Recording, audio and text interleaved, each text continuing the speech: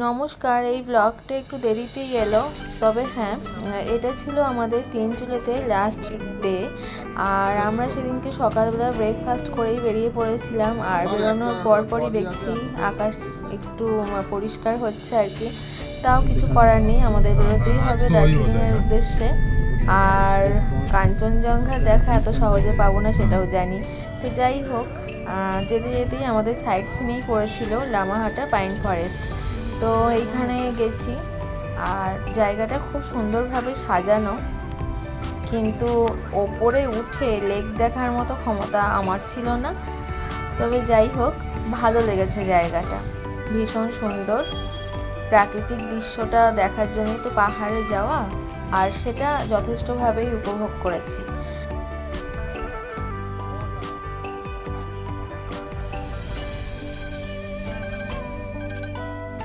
লামাহাটা থেকে রওনা দিলাম আবার দার্জিলিংয়ের উদ্দেশ্যে। তো পথের মধ্যেই বৃষ্টি ছিল সাথী, ভালোই লাগছিল। আসলে পাহাড়ের সবটাই সুন্দর, মেঘ, বৃষ্টি, রোদ সমস্তটারই একটা আলাদা মাধুর্য রয়েছে।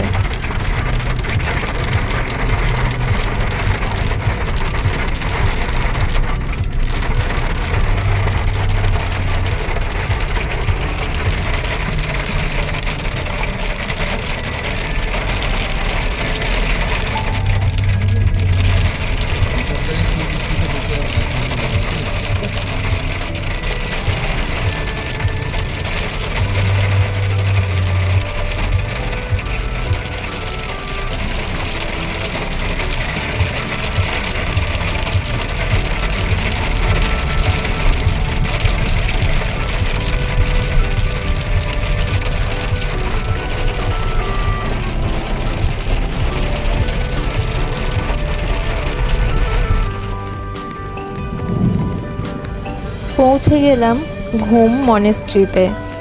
আর বেশ পরিমাণে বৃষ্টি হওয়ার জন্য মাথায় ছাতা নিতে বাধ্য হয়েছিলাম, আর সবাই ওই ছাতা মাথায় দিয়েই মনেস্ট্রিতে ঢুকেছে আর কি।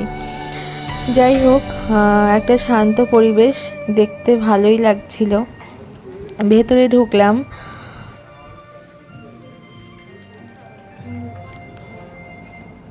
ভালো লাগছিল জায়গাটা।